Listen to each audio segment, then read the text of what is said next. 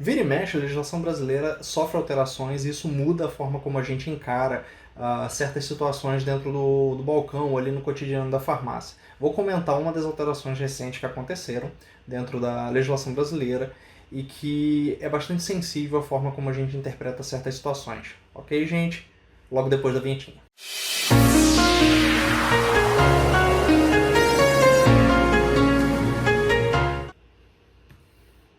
Então vamos lá, gente. Vou comentar a respeito da RDC 357 de 2020 agora. Foi editada, se eu não estou muito enganado, no dia 23 de março de 2020. Já tem pouco mais de... já tem quase 2 meses aí de edição. E eu percebo que alguns colegas ainda têm bastante dúvida relacionado a isso. Vou comentar os dois aspectos principais relacionados a ela e aprofundar principalmente na questão dos prazos máximos de medicamento que pode ser prescrito e pode ser dispensado. Tá? Então, o que muda em relação à RDC 357? Ela altera os prazos máximos, como eu disse antes, e permite a teleentrega de medicamentos controlados, que até então, pela portaria 344, ela é proibida. Tá?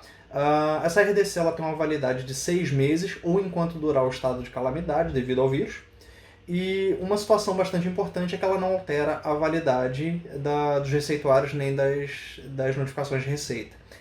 Então as receitas continuam valendo 10 dias para o antibiótico, continuam valendo 20 ou 30 dias para medicamentos que são da portaria 344.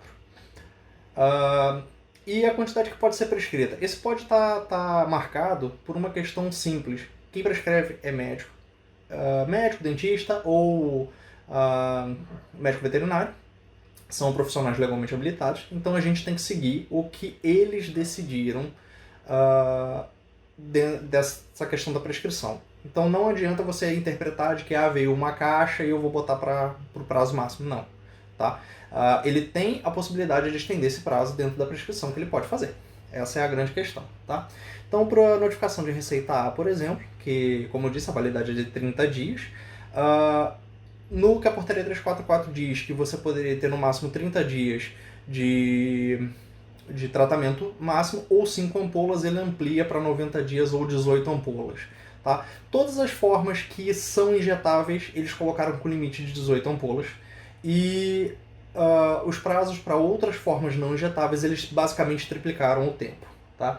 Vamos ver, por exemplo, na notificação de receita B, que passou de 60 dias ou 5 ampolas para 18 e 180 dias no máximo que pode ser prescrito. São os ansiolíticos. Na notificação de receita B2, ele aumenta o limite de 30 dias para 90 de tratamento máximo e de 5 ampolas para 18. Tá?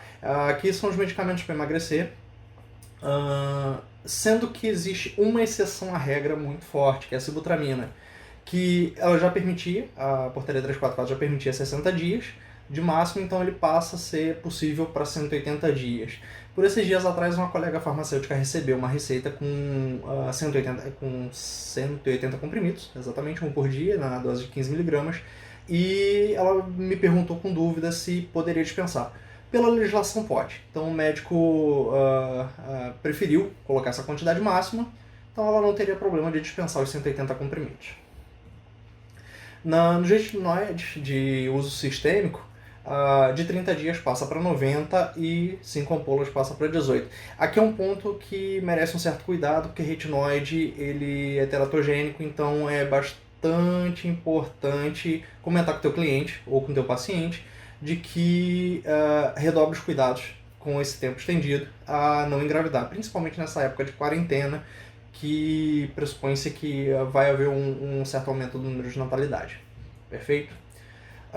Em relação ao receituário de controle especial, principalmente das listas C1 e C5 e dos adendos da lista 1, A2 e B1, que são aqueles medicamentos que podem ser prescritos em receita branca, na verdade que devem ser prescritos em receita branca, ele amplia de 60 dias ou 5 ampolas para até 180 dias e 18 ampolas. Tá? Então aí entram os esteroides anabolizantes, entram os antidepressivos, os medicamentos ali, os anti-inflamatórios, COX-2 seletivo e por aí vai. Sendo que antiparkinsoniano e anticonvulsivante, alguns da lista C1 e B1, que já tinham a possibilidade de ser prescrito para 180 dias, continuam com essa limitação. E no caso desses medicamentos não foi aumentado a quantidade máxima que pode ser prescrita. Tá? E algumas dúvidas que eu percebo que são bem comuns relacionados a esse medicamento ou a essa RDC é a primeira. Pode dispensação fracionada, porque às vezes, por exemplo, o médico coloca para 180 dias, mas o paciente não tem dinheiro para comprar o tratamento completo por 180. Pode fazer dispensação fracionada? Não, a RDC ela não permite essa dispensação fracionada. Apenas o SUS ela tem legislação específica para isso. Farmácia comercial é uma receita, só pode ser usada para uma venda. E assim se finaliza. Tá? Foi uma dúvida comum algumas semanas atrás com alguns colegas, justamente por causa disso. O médico tinha colocado acho que para 4 meses de tratamento e o paciente não tinha dinheiro para poder comprar tudo, então ele perguntou se poderia comprar metade depois metade. Infelizmente não dá. Receita sem quantidade ou uso contínuo. Essa é uma área cinza dentro da legislação, então eu sugiro perguntar qual é a orientação dentro do teu CRF ou dentro da tua Visa local, tá? Eu conheço vigilância sanitária que, num caso desse, permite dispensar uma caixa. Eu conheço local que a orientação é dispensar até o máximo permitido. Então, tá como uso contínuo, pode dispensar até o máximo. E também conheço lugar que simplesmente, se não tiver a quantidade prevista, simplesmente não dispensa. É proibido. Então, assim, conversa com a tua vigilância sanitária, documenta isso, é bastante importante documentar. E a partir do momento que você tem isso documentado, segue essa orientação. Pode ser uma caixa, pode ser até o tratamento completo e por aí vai. Tá? Não existe um certo ou um errado, vai depender dessa orientação. E a quantidade na caixa não cumpre o tratamento prescrito, eu posso ultrapassar? Nessa parte tem um grande depende, tá? Eu mandei um e-mail para a Anvisa há uns meses atrás, eles me responderam o seguinte: em favor do paciente, em casos onde a caixa não cumpriria a quantidade de comprimidos dentro do que foi prescrito, você pode ultrapassar. Caso de gota também. Então, por exemplo, acontece muito de alguns antidepressivos, a caixa vem com 28, o médico coloca 30 comprimidos. Tá? Nestes casos, você pode ultrapassar para 2 caixas, mesmo que ultrapassando ali o limite máximo de tempo, para fazer cumprir o tratamento do paciente. Agora, se for prescrito por número de caixa, não. Quando o médico coloca como número de caixa, segue o padrão do número da caixa.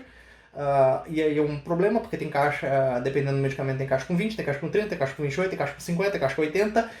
Isso é uma bagunça, a gente entende. Mas assim, se o médico colocou como caixa, segue o número de caixa. Se o médico colocou como comprimido, você joga em favor do paciente e para que o tratamento dele seja completo durante todo aquele período.